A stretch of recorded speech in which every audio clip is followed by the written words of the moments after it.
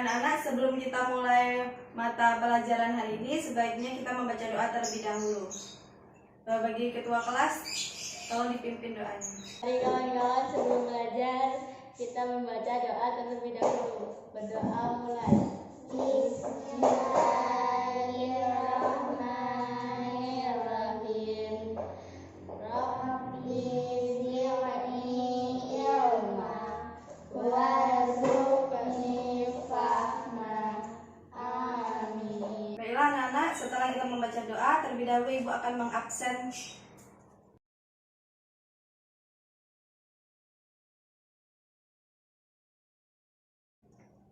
Jazila, Sinta, Nopal, Serel. Baiklah anak-anak, kita akan melanjutkan materi yang minggu kemarin, yaitu sistem pencernaan pada manusia.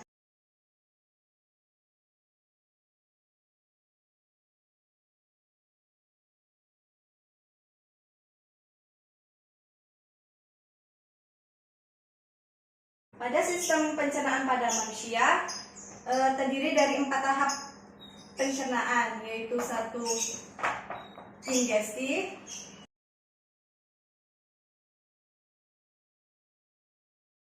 2 itu ada digestif,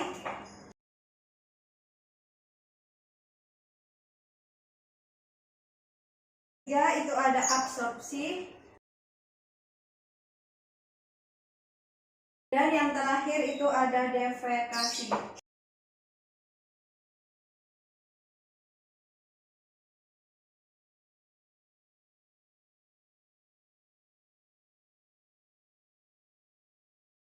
Nah, ingesti itu merupakan proses memasukkan makanan ke mulut, sedangkan digesti itu merupakan proses pemecahan zat makanan. Nah, sedangkan absorpsi itu merupakan proses pencernaan zat makanan yang masih digunakan. Dan yang terakhir itu ada defekasi, yaitu proses pengeluaran zat makanan yang tidak dibutuhkan lagi. Baiklah, kita akan melanjutkan materinya, yaitu tentang organ sistem dalam pencernaan.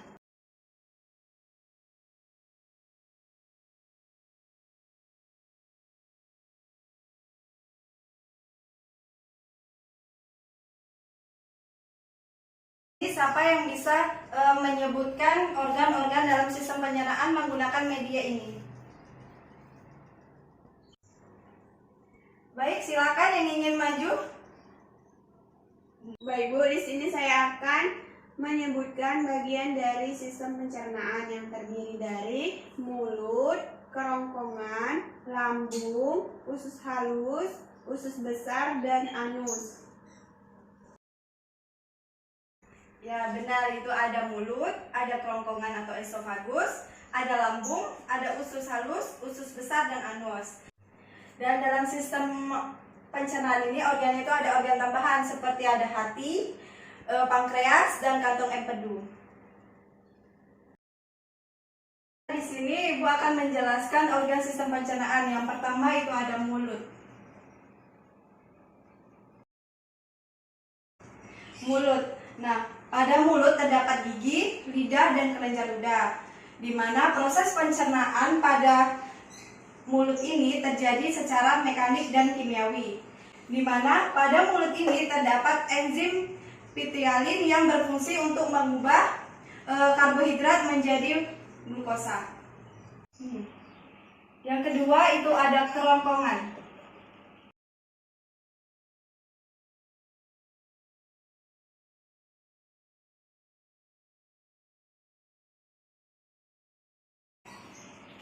Nah, pada kerongkongan ini memiliki panjang plus minus 20 cm, di mana pada pangkal kerongkongan terdapat epiglotis yang menutupi saluran, di mana tenggorokan pada saat kita menelan makanan. Nah, dan pada dinding kerongkongan itu melakukan gerakan peristatistik, yaitu gerakan meremas dan menekan makanan agar makanan itu masuk ke dalam lambung. Yang ketiga itu ada lambung.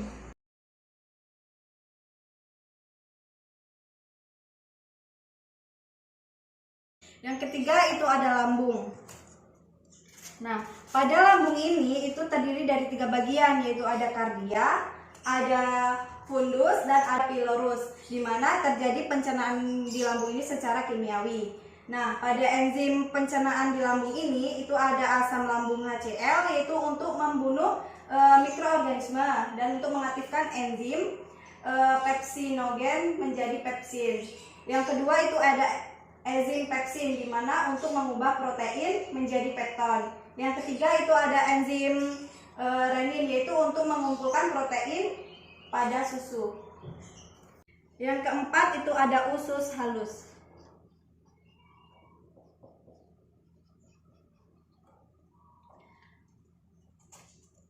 Pada usus halus ini terjadi pencernaannya itu secara kimiawi. Dalam usus halus ini terdapat 3 bagian, yaitu ada usus 12 jari, ada usus 2, ada usus kosong, dan ada usus penyerapan. Nah, enzim pencernaan itu berasal dari pankreas, antara lain ada enzim tripsin, ada amilase dan lipase. Nah, pada enzim tripsin yaitu untuk mengubah protein menjadi pepton, untuk amilase yaitu mengubah amilum menjadi glukosa, dan lipase itu untuk mengubah lemak menjadi asam lemak dan gliserol. Yang kelima itu ada usus besar.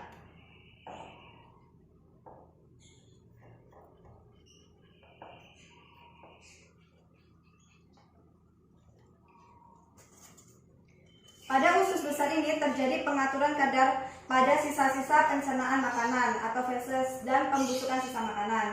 Nah, terdapat bakteri E. coli yang berfungsi untuk membusukkan sisa makanan dan menghasilkan vitamin K. Dan fungsi usus besar ini yaitu untuk mengatur kadar air pada sisa-sisa makanan.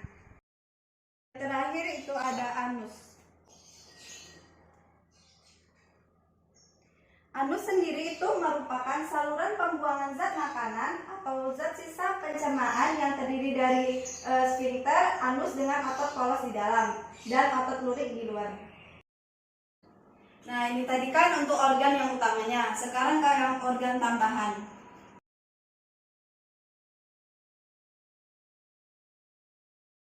Ada hati, pankreas, dan yang terakhir itu ada kantung empedu.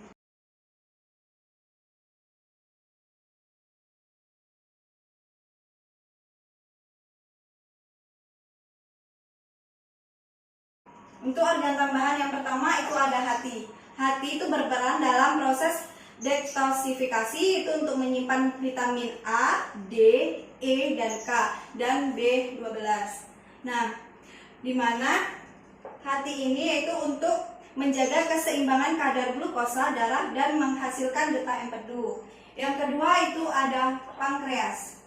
Nah, pankreas ini merupakan kelenjar endokrin yang menghasilkan hormon insulin yang berfungsi untuk mengatur proses pengubahan glukosa dalam darah menjadi glikogen yang disimpan di dalam hati.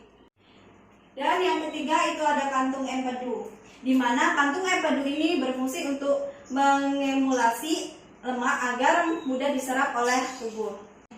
Selanjutnya itu ada gangguan pada sistem pencernaan.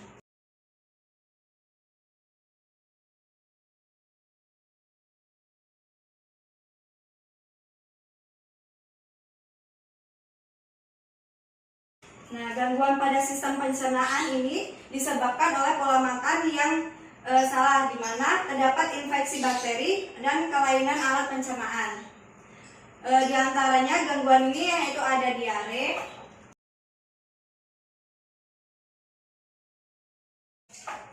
yang kedua itu ada konstipasi,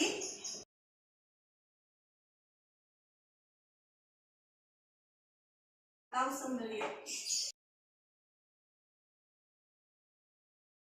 Yang ketiga itu ada mah. Yang keempat itu ada appendicitis.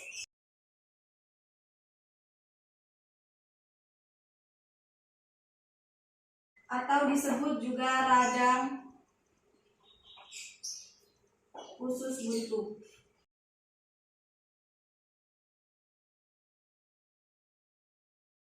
Yang kelima itu ada parotitis.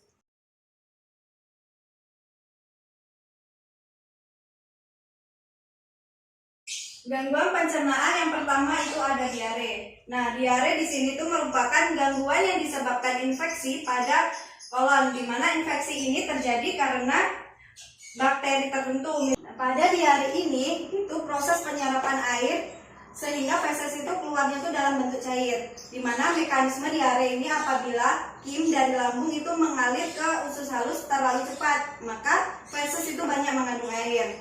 Nah, diare ini dalam waktu yang lama menyebabkan hilangnya air dan garam-garam mineral sehingga terjadinya dehidrasi. Yang kedua itu ada konstipasi atau sembelit, di mana konstipasi atau sembelit ini terjadi jika kim masuk ke usus halus yang bergerak sangat lambat. Nah, akibatnya air itu terlalu banyak diserap oleh usus, maka feses itu akan menjadi keras dan kering. Nah, sembelit juga ini disebabkan karena kurangnya mengonsumsi makanan yang berupa tumbuhan yang berserat atau banyak mengonsumsi daging. Yang ketiga itu ada MAH. MAH di sini merupakan peradangan yang terjadi pada dinding lambung atau ukus, di mana disebabkan asam atau HCl itu dihasilkan lambung itu terlalu banyak, sehingga mengitis di dinding lambung. Tukak lambung atau MAH ini itu menyebabkan perlubangnya dinding lambung sehingga isi lambung itu jatuh di rongga perut, di mana tukak lambung itu dapat pula disebabkan oleh infeksi, mulai dari infeksi bakteri. Yang keempat itu ada apendisitis atau radang usus buntu, di mana pada peradangan ini, radang usus buntu ini itu terjadi karena peradangan pada umbai cacing akibat infeksi dari bakteri. Yang selanjutnya itu ada parotitis atau gondong, yaitu pembengkakan kelenjar parotis. Selanjutnya kita akan mengetahui upaya untuk menjaga kesehatan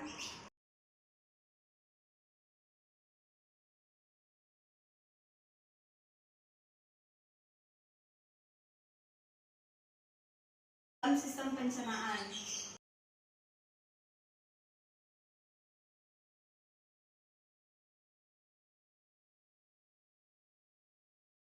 Nah, inilah upaya untuk menjaga kesehatan dalam sistem pencernaan, yaitu ada makan makanan yang sehat, terus minum air yang cukup, perbanyak makanan yang berserat, dan batasi makanan yang banyak lemak. Waktu kita sudah habis. Bagi anak-anak, apakah ada yang ingin ditanyakan? Tidak, Bu. Nah, baiklah, kalau tidak ada yang ditanyakan, beres-beres buku dan baca doa. Mari kawan-kawan, sebelum kita pulang, alangkah baiknya kita berdoa. Mulai.